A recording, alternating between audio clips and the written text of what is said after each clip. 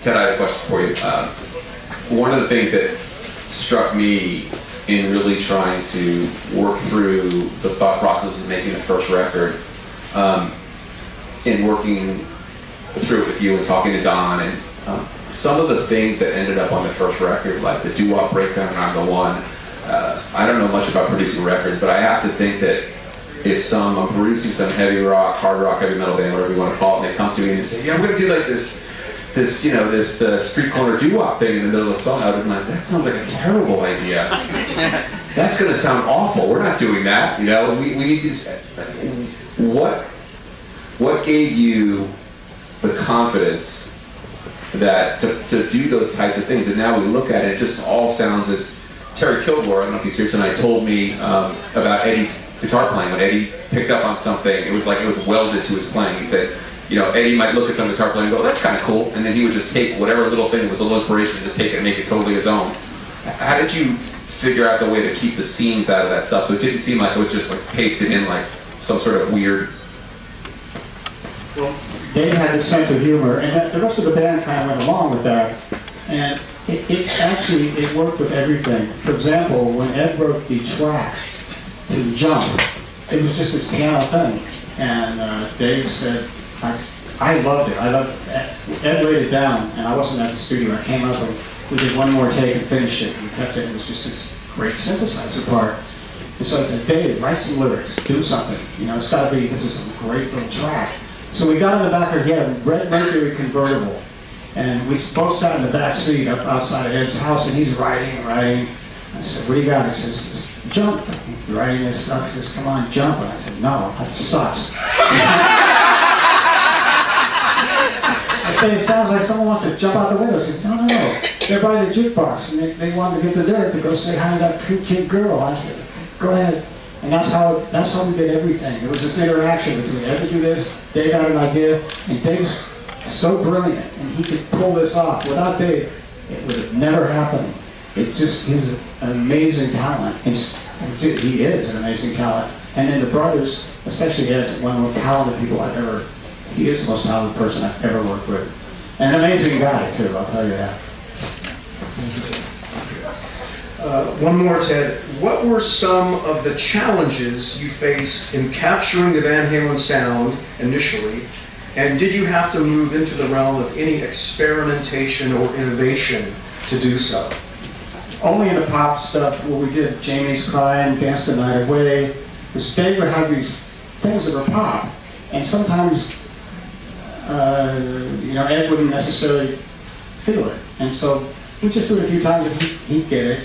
But moving, I think they would have remained darker if I hadn't been involved, because and Dave got confidence because I wasn't telling him he can't sing or fucked up anything like that. I encouraged him, and so he would open up and he would dress, he'd wear different clothes to the studio to get the mood, And then Al and Ed had this communication all the time. They would look at each other and remember things, and but it was a lot of fun stuff. Like you mentioned.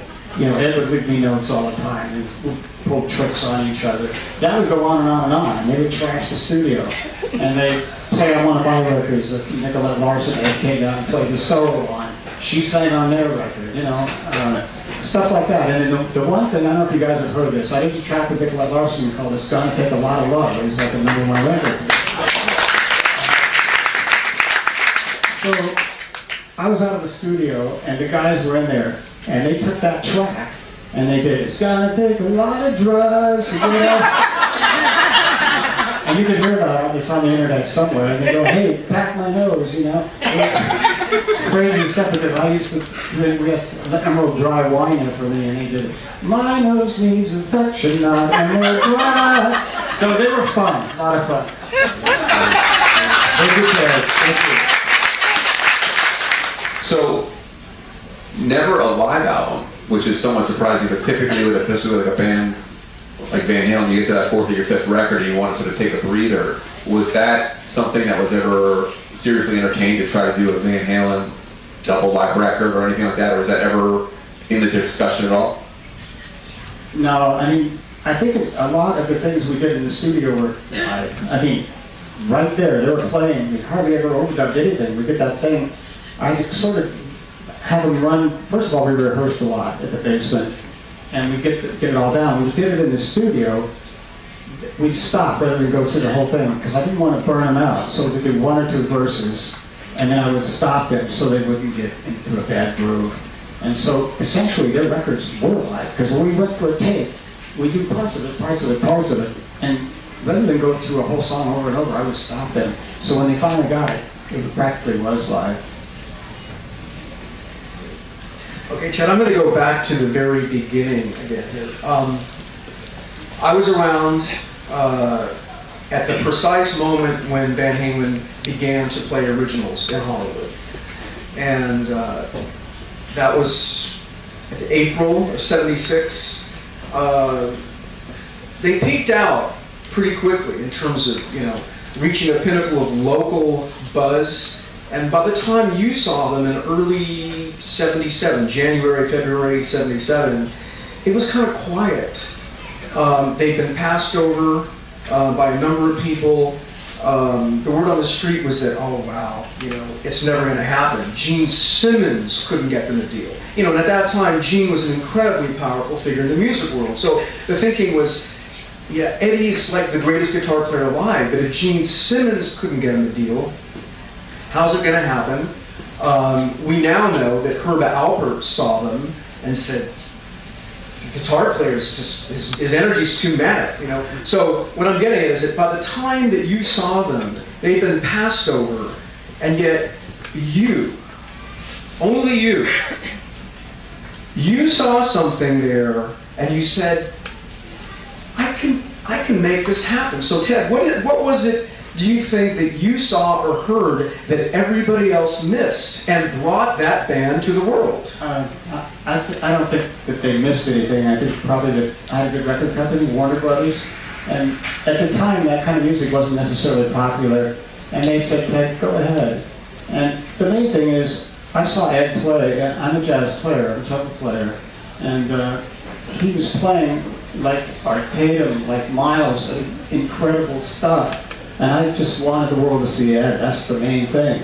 Later I found out, even after I signed him, I was thinking of replacing Dave until I realized what a genius he was. So I didn't really see that much. I just wanted to make sure the world heard Ed. Can I was it hard?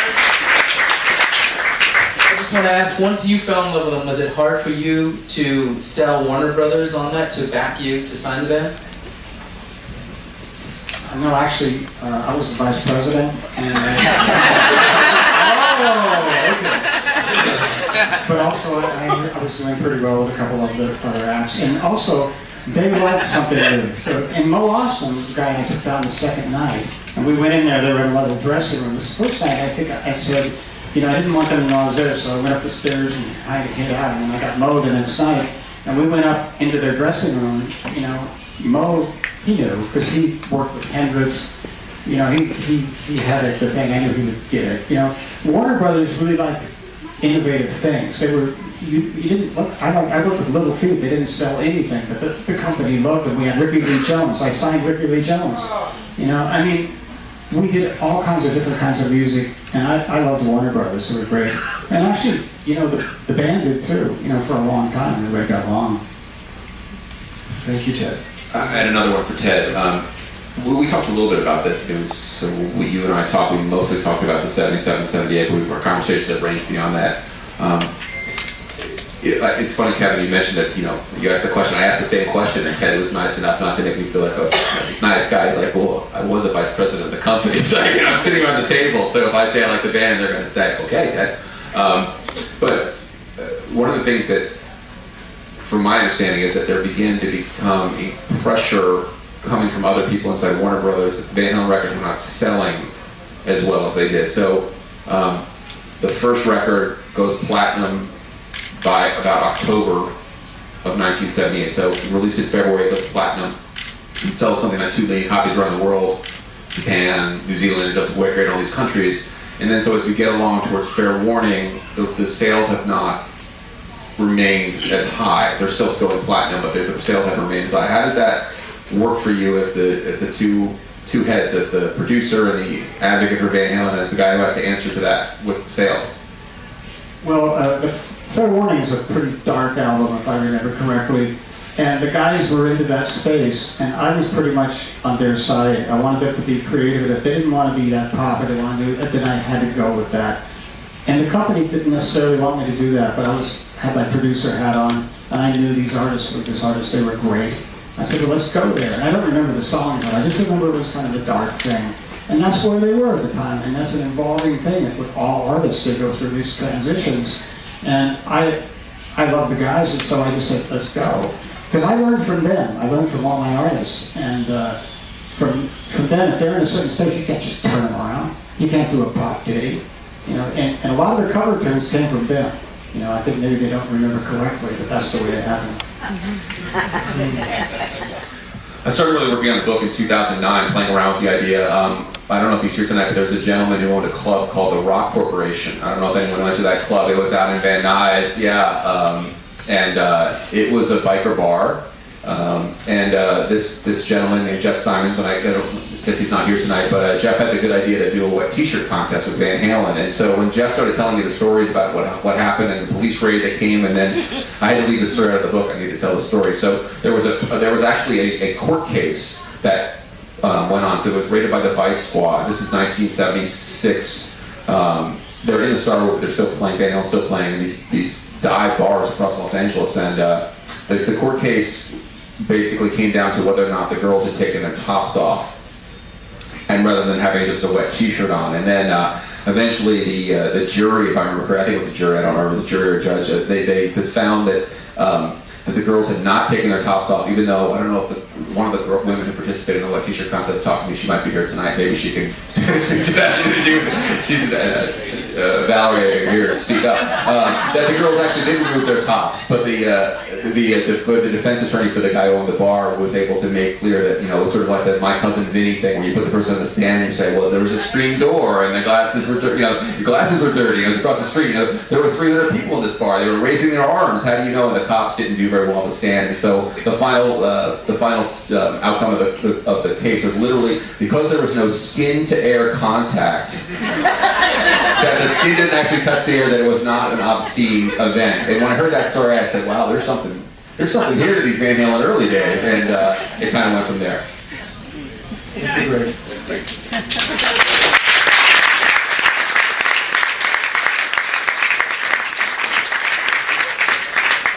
We're going to sign books. I just want to say, Greg Renoff here has really, for the first time ever, told the real, untold story of Van Halen. And thank you, Greg, for that. Thank you.